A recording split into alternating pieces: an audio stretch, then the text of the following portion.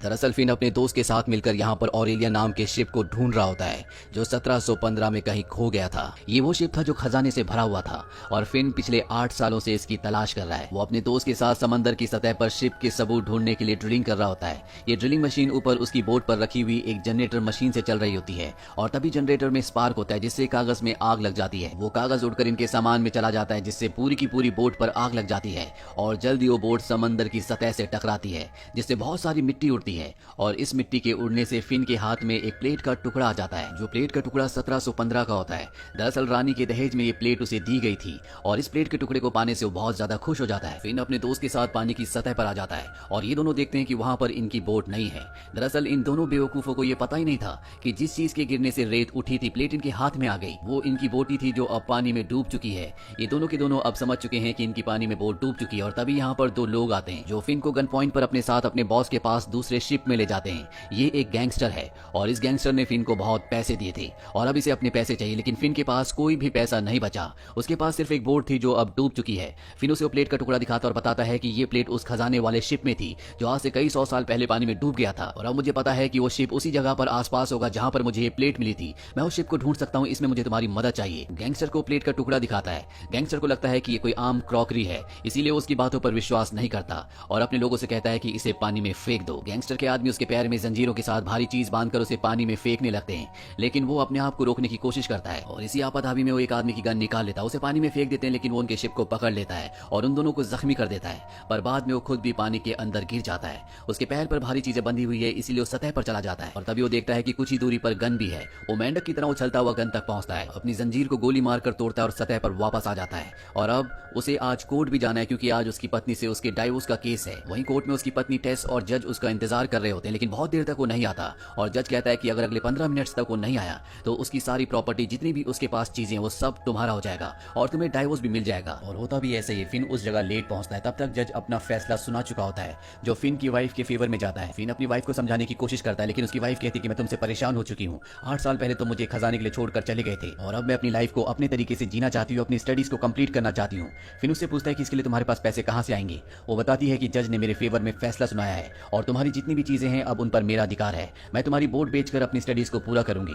Fin उसे बताता है कि मेरी बोट डूब गई। ये सुनकर टेस को बहुत गुस्सा आता है और वो एक छड़ी से उसके सिर पर वार करती है, लेकिन अब टेस को बताता है कि मुझे वो जगह मिल गई है जहां पर वो डूबा हुआ जहाज है जिसके अंदर खजाना है और वो कागज पर उसे एक लोगो दिखाता है जो उसी शाही प्लेट का होता है जो उससे उस गैंगस्टर ने ले ली है। टेस इस लोगो को देखकर खुश हो जाती है क्योंकि वो इस लोगो को पहचानती है। वो कहती है क्या तुम मुझे प्लेट को दिखा सकते हो। वो कहता है कि वो प्लेट इस वक्त मेरे पास नहीं है। टेस को लगता है कि फिन उससे झूठ कह रहा है, इसीलिए टेस दुखी होकर यहाँ से चली जाती है और अपनी पुरानी जॉब को एक बार फिर से ज्वाइन कर लेती है जो कि एक यॉट में होती है। उसके बॉस का नाम निगल है। दरअसल वो किसी भी तरह से पैसे कमाना चाहती है ताकि पैसे जमा करके वो शिकागो जाकर अपनी स्टडीज को पूरा करे। वो अपने बॉस के पास जाती है और कहती है कि हमें यहाँ से निकल जाना चाहिए। दरअसल वो नहीं चाहती कि फिन यहाँ पर पहुंचे, पर उसका बॉस निगल यहाँ से निकलने के लिए मना कर देता है। वो कहता है कि मेरी बेटी यहाँ पर आने वाली है, उसे यहाँ आसपास के किसी आइलैंड पर शॉपिंग करनी है। वही फिन को दिखाया जाता है जो बार में अपने उसी पुराने दोस्त से मिलता है जिसके साथ वो खजाना ढूंढ रहा था। उसका दोस्त उसे कहता है कि यहीं पास में एक यॉट है जिसके अंदर एक बहुत ही अमीर आदमी है जिसका नाम निगल है, वो तुम्हें तुम्हारे खजाने के लिए फंडिंग कर सकता है। फिन पूछता है लेकिन मैं उस तक पहुंचूंगा कैसे। वो बताता है कि उसकी बेटी एक चॉपर से यहाँ पर आने वाली है, अगर तुम्हें उस तक पहुंचना है तो तुम्हें उसकी बेटी से दोस्ती करनी पड़ेगी। और तभी ये देखते हैं कि चॉपर से कोई लड़की यॉट पर उतरती है। दरअसल ये निगल की बेटी है। निगल की बेटी इसके बाद अपनी बोट से आइलैंड की तरफ आने लगती है। फिन भी अपनी मोटर बोट से यॉट की तरफ जाने लगता है और तभी निगल की बेटी की हैट हवा में उड़ जाती है। फिन भी उस हैट को बचाने के लिए उस तरफ कूदता है, वो उसकी हैट को बचा लेता है, लेकिन तभी फिन की जो मोटर बोट होती है उसे निगल की बेटी की बोट टक्कर मार देती है। फिन पानी में गिर जाता है, लेकिन निगल की बेटी उसे पानी से ऊपर खींचकर अपनी बोट में ले आती है और फिन को यॉट में ले जाया जाता है जहां पर निगल पहली बार उससे मिलता है। उसकी बेटी कहती है कि इसने मेरी हैट बचाने की कोशिश की थी, ये बहुत ही अच्छा इंसान है। निगल फिन को रात को खाने के लिए डिनर के लिए इनवाइट करता है और रात को जब इस सब के सब डिनर टेबल पर होते हैं तो वहां पर टेस आती है जो फिन को देखकर चिल्ला उठती है और यहाँ पर निगल को पता चलता है कि ये दोनों पहले से एक दूसरे को जानते हैं। डिनर के बाद फिन उसे बताता है कि मैं और टेस पहले पति पत्नी थे, लेकिन हमारा डाइवोर्स हो चुका है और अब टेस और फिन दोनों उसे खजाने के बारे में बताते हैं। वो बताते हैं कि साल 1715 में स्पेनिश जहाजों का एक बेड़ा जो कि राजा का खजाना लेकर जा रहा था, इसमें राजा का दहेज भी था। इन जहाजों में एक जहाज ऐसा भी था जिसका नाम ऑरेलिया था, जिसके बारे में कहा जाता था कि वो तूफान से निकल सकता है, इसीलिए पूरे खजाने को उस जहाज में शिफ्ट कर दिया गया। तूफान में सभी जहाज डूब गए, लेकिन इस घटना के 3 साल बाद एक आइलैंड पर एक आदमी को देखा गया और ये और कोई नहीं बल्कि ऑरेलिया शिप का कैप्टन था जिसने उस जहाज को बचा लिया था जिसमें पूरा खजाना है और उसने उस जहाज को कहीं छुपा दिया था। और अब मुझे उस जहाज का क्लू मिल चुका है, यानी कि उस जहाज की प्लेट का एक हिस्सा जो मुझे समंदर के तल पर मिला। इसका मतलब ये है कि वो जहाज वो खजाना वहीं आसपास कहीं पर है। और ये पूरी कहानी सुनने के बाद निगल और उसकी बेटी उस खजाने को ढूंढने के लिए तैयार हो जाते हैं। लेकिन अगली सुबह फिन और टेस को पता चलता है कि गैंगस्टर ने उस पूरे आइलैंड को खरीद लिया है, जिस आइलैंड के पास समंदर के तल पर फिन को उस शाही प्लेट का टुकड़ा मिला था। टेस फिन पर गुस्सा हो जाती है और कहती है कि तुम्हें उसे उस खजाने के उस जहाज के बारे में नहीं बताना चाहिए था। अब हम खजाने को कैसे ढूंढेंगे? फिन कहता भले उसने आइलैंड खरीद लिया है, लेकिन उसने पानी नहीं खरीदा और वहीं पर वो जहाज है। पर जब वहां पहुंचते हैं तो देखते हैं कि एक जहाज पहले से पानी के अंदर कुछ ढूंढ रहा है, और ये और कोई नहीं बल्कि फिन का पुराना मेंटोर होता है। वो फिन से कहता है कि खजाना मेरा है। फिन उससे कहता है खजाना जो पहले ढूंढेगा उसी का होगा। और इसके बाद फिन चुपके से पानी के अंदर कूद जाता है। वो देखता है कि उसके मेंटोर के लोग पानी के नीचे जहां पर उसे प्लेट का टुकड़ा मिला था वहां पर डायनामाइट बिछा रहे हैं। जो डायनामाइट बिछाने के बाद पानी के ऊपर चले जाते हैं और फिन वहां पर उनकी वायर्स को काटना शुरू कर देता है। तभी वो एक गलत वायर काट देता है, जिससे एक छोटा सा ब्लास्ट होता है और अचानक से उसके हाथ में स्पेनिश शाही तलवार आ जाती है, जो देखकर फिन पूरी तरह से हैरान होता है। फिन का मेंटोर और उसके लोग भी फिन को पानी के अंदर देख लेते हैं। हालांकि फिन का मेंटोर कहता है कि पानी में ब्लास्ट मत करना, वहां पर फिन है, लेकिन उसका आदमी गलती से ब्लास्ट कर देता है, जिससे एक बड़ा सा धमाका होता है और फिन पानी के साथ उड़ता हुआ अपने मेंटोर की शिप पर आ जाता है। जिसके बाद उसका मेंटोर उसे बहुत मारता है और उसके पास जो स्पेनिश तलवार थी वो निगल के यॉट पर चली गई होती है।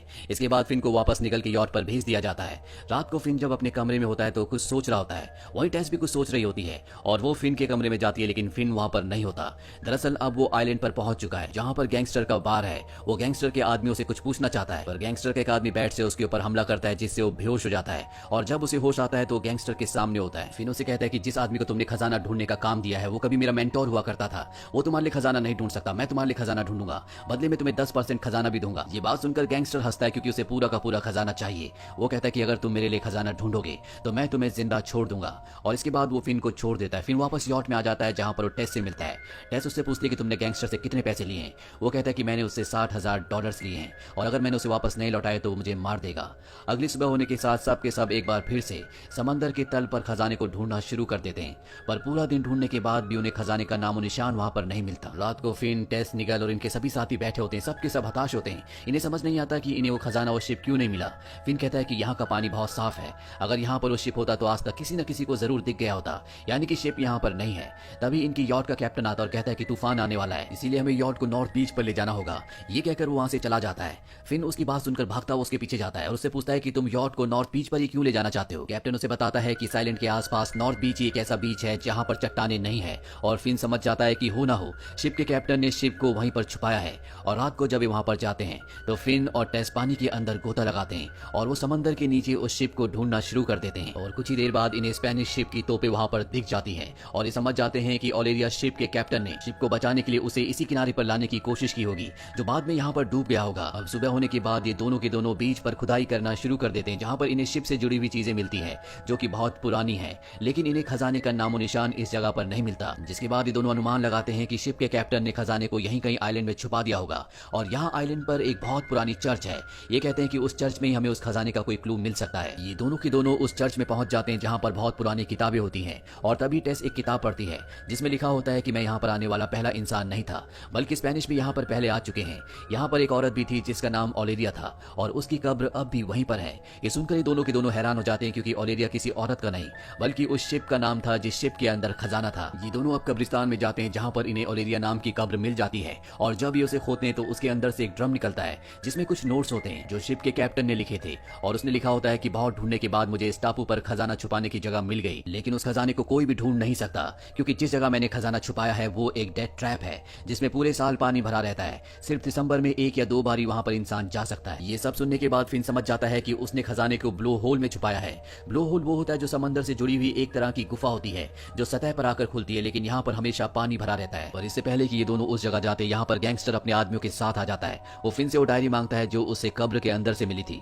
फिन डायरी उसकी तरफ फेंक कर मारता है और इसके बाद इनके बीच में हाथापाई होना शुरू हो जाती है। फिन और टेस किसी तरह से यहाँ से बाइक लेकर निकल जाते हैं। तभी टेस बाइक से गिर जाती है और जब फिन पीछे देखता है तो अचानक से उसकी बाइक एक पहाड़ी से नीचे गिर जाती है, जिससे एक ब्लास्ट होता है। टेस को लगता है कि फिन मारा गया और जोर से चिल्लाती है। यहाँ पर गैंगस्टर अपने आदमियों के साथ आ जाता है और ये टेस को पकड़ लेते हैं, जिसके बाद ये उसे ब्लो होल के पास ले जाते हैं, क्योंकि अब इन्हें भी पता चल चुका होता है कि खजाना कहाँ पर है। ये टेस के पेट पर रस्सी बांधते हैं और उसे ब्लो होल के नीचे भेजते हैं। टेस जब नीचे जाती है तो देखती है कि वहां पर पानी के अंदर एक सुरंग है। वो सुरंग के अंदर जाती है और नीचे तल पर उसे खजाना दिख जाता है। यहाँ पर स्पेनिश तोप भी होती है। वो अपने पेट से रस्सी खोलकर तोप के साथ बांध देती है और वहां पर खजाने के एक बॉक्स को पकड़ लेती है, क्योंकि उसे पता है कि पानी का प्रेशर बहुत जल्दी आने वाला है। और जैसे पानी का प्रेशर आता है उसके हाथ से खजाने का बॉक्स छूट जाता है, जिसकी वजह से उस बॉक्स के अंदर जो सोने के सिक्के सिक्के होते हैं वो पानी के प्रेशर के साथ फव्वारे की तरह ऊपर से बाहर गिर जाते हैं, जिसे देखकर गैंगस्टर के लोग समझ जाते हैं कि खजाना यहीं पानी के अंदर है और अब ये दोनों के दोनों पानी के अंदर गोता लगाते हैं। वहीं फिन को दिखाया जाता है जो अब भी जिंदा है और वो अपने मेंटोर से खजाना ढूंढने में उसकी मदद मांगता है।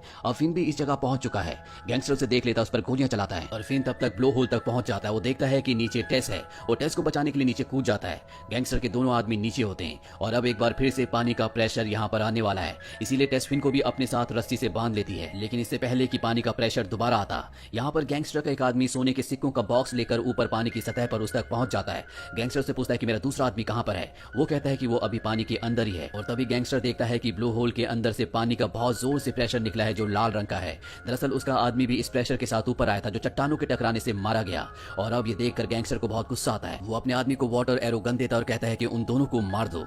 इसके बाद उसका आदमी उस तरफ बढ़ चलता है, लेकिन अब यहाँ पर फिन का जो मेंटोर होता है वो भी आ चुका होता है। वो पानी के अंदर गैंगस्टर के आदमी को देख लेता है जो टेस और फिन को मारने जा रहा होता है, इसीलिए वो पानी में कूद जाता है। गैंगस्टर का आदमी वाटर एरो गन से मेंटोर के ऊपर हमला करता है जिससे उसका पैर जख्मी हो जाता है। इसके बाद इन दोनों के बीच में लड़ाई होना शुरू हो जाती है और तभी गैंगस्टर को दिखाया जाता है जो खजाने के भरे बक्से को ऊपर खींचने की कोशिश करता है, लेकिन वो बक्सा उसके हाथ से छूट जाता है और पानी के अंदर जो उसका आदमी होता है उसके सिर पर जाकर लगता है जिससे उसकी मौत हो जाती है। और अब टेस और फिन भी पानी के ऊपर आ जाते हैं और तभी गैंगस्टर टेस को पकड़कर प्लेन में बैठा देता है और प्लेन को स्टार्ट करके यहाँ से ले जाने लगता है। टेस उस पर हमला करती है लेकिन गैंगस्टर उसे बेहोश कर देता है। इससे पहले कि प्लेन यहाँ से टेक ऑफ होता निकल की बेटी यहाँ पर आ जाती है जिसके पास वाटर स्कूटर होता है। वो फिन को उस पर बैठाकर उस प्लेन तक पहुंचा देती है जो टेक ऑफ होने वाला होता है। फिन उसे पकड़ लेता है और अब गैंगस्टर देख लेता है कि फिन प्लेन को पकड़कर लटका हुआ है। वो दरवाजा खोलकर उसे शूट करने की कोशिश करता है लेकिन तभी टेस होश में आ जाती है और उसे लात मारकर ऊपर से नीचे पानी में फेंक देती है।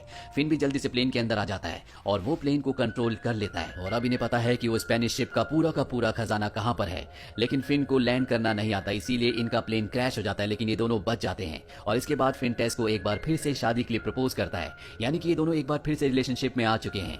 इस कहानी के अंत में दिखाया जाता है कि खजाना पाने के बाद ये सब के सब बहुत ज्यादा अमीर हो चुके हैं। साथ ही टेस अब प्रेग्नेंट भी है। इन्हें स्पेनिश शिप का जितना भी खजाना मिला होता है वो सब का सब इन्होंने एक म्यूजियम में रख दिया होता है जिसे पूरी दुनिया से लोग देखने के लिए आते हैं। और इसी के साथ एक कहानी जिसका नाम है फूल्स गोल्ड